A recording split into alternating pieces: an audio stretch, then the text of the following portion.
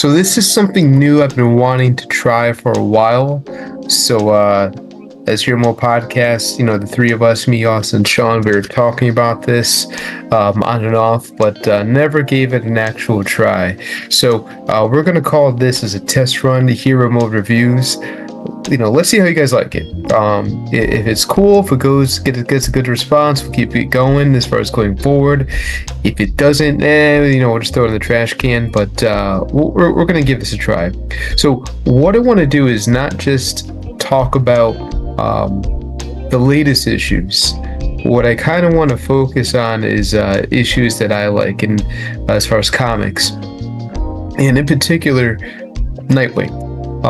The Nightwing issues just ended as far as the Tom Taylor run, and if you haven't been watching or keeping up with Tom Taylor's Nightwing, incredible, absolutely incredible run.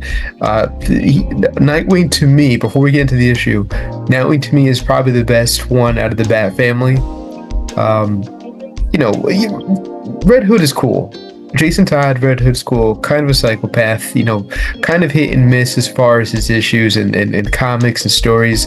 Loved Red Hood and the Outlaws when it was, what was her name? Bizarro, and I'm forgetting the redheaded chick's name, Artemis, I think her name was. Not to be confused with Artemis from Young Justice, but if I got that wrong, please blow me up on the chat. But that was cool. Damian Wayne, kind of controversial. I always liked him. I always thought he was a cool character. Kind of a brat. That's kind of what I liked about him.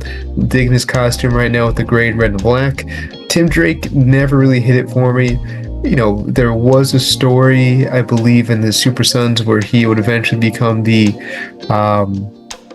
savior, which DC completely forgot about and made it disappear. It never happened. We don't need to talk about it. Tim Drake, smartest one, but kind of weak at the same time.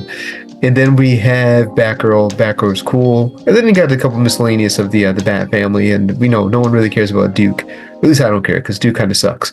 But that brings us back to Dick Grayson, Nightwing.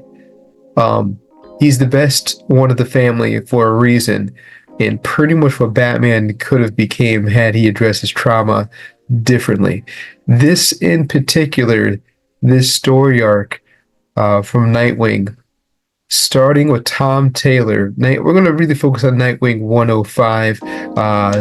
Written by Tom Taylor, art by Bruno Redondo. Again, if I'm butchering the names, please forgive me. And yes, I know we just ended the Tom Taylor run probably an issue ago. We'll probably catch up at some point. But amazing thing about this issue, this entire comic is in first-person view. So, I'm sure we have some gamers on there. If you don't know what first-person view is, think of Halo or Call of Duty or Mirror's Edge back in the day.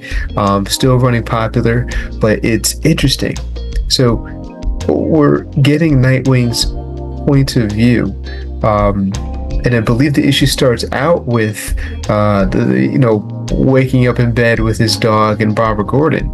And this is neat because Nightwing's first, thing to do isn't, well, we got to go fight crime. No, his first thing to do is spending time with his family. And once again, this is why Nightwing is the most human one out of all the Bat family, or at least out of Batman. Nightwing never wanted to become what Bruce became. He always wanted to have a family. He always wanted to have a life with Barbara. And even though Barbara breaks his heart 1,000 times over, that's not the point here. But excellent start of an issue. Just waking up in bed just like everybody else. Brushing his teeth, just starting as a regular person. Even down to getting dressed. What kind of terrifies me is just with the yard. Scaling the rooftops, especially during the daytime. What is cool though is, again, the art. Nightwing's art tends to be brighter. So Nightwing's art tends to inspire hope. As for in Bloodhaven, even though Bloodhaven's rough, not quite as rough as Gotham, but still. inspires hope and adventure, at least right now in terms of the writing. I'm sure it'll go back to a bit of a status quo now that Tom Taylor's done. I hope not. I hope they keep elements of it, but, c'est la vie, allora. Anyway, so going forward, they start out by doing a morning run together on a train, and this is excellent because it sort of establishes how they get around. Jumping from train to train, and they're not perfect. They do have to catch each other. It does establish their relationship between Barbara and Dick and how much they love each other, despite how on and off their relationship is. And this is where we run into our first villain in the actual arc. Let's see, Aliki, and I'm going to butcher names once again. I'm not good at that. So this is where I say it turns into a Mirror's Edge sort of personality, where you're running and they're chasing after her, jumping and doing parkour, and again her being objects thrown at her. And part of me, if I'm losing my voice, I am getting over a cold, but I didn't want to miss this. But at the end, they still catch the bad guy, and this is kind of cool because instead of doing the Batman one or tell me where the Penguin is and poof, bam, punch. And now they kind of sit down with her and have a conversation. So, and try to get information out of her the old-fashioned way. And they speak to her, and Barbara ends up taking her costume, and then things sort of hit the fan. And things explode. They do have to have another chase scene, and kind of cool. And this is where it's kind of neat.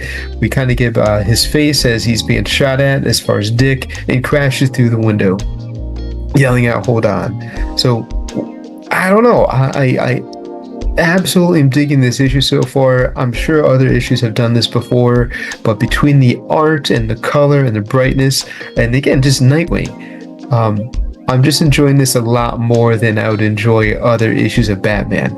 Batman kind of broke my heart these last couple years on and off. Loved the fail-safe story arc. I hated some of the stuff in between. I liked City of Bane, but Batman's been sort of hot and cold for me. Maybe he's going to warm up again. I've been reading Batman a little bit lately, but Nightwing's where it's at for me right now. Anyway, let's get back to going forward. We continue on, just find a little bit more about Tommy Zuko and beating up some random thugs, and talking while having a conversation. And there we meet Lyle Shelton. And for those of you that don't know who Lyle Shelton is, he is a villain that's sort of recent. I want to say they introduced him somewhere 22 or 21 at the tail end of COVID. His name is Heartless. He's sort of like the best way I can describe him is he's sort of like a reversed Bruce Wayne, as where he has his own version of Alfred. He is rich, but Bruce Wayne as in he hates Nightwing, what Nightwing stands for, rather than working with Nightwing like Bruce does. Now, this little scene here, drinking the water, for those that know the current run and where this leads to, you'll know why this is important as far as this one scene. And, the payoff isn't going to be for, little years later, if anything. But, we'll get into that another time. Maybe we'll circle back to this. Depending on how this video goes, please let me know in the comments how you're digging it. Anyway, going forward, it just sort of ends on a note of him just calling him a dirtbag, which is kind of cool. But again, this was an excellent issue. Nightwing is just fun. That's the best way I can just describe it. You can tell that Tom Taylor's just having the time of his life and having fun. I'm not sure how I'm going to rate this, if I'm going to make a rating system. Maybe 4 or 5 Nightwings out of 5, if anything. So we'll just stick it to there. I really dug the issue. This is really fun to get into.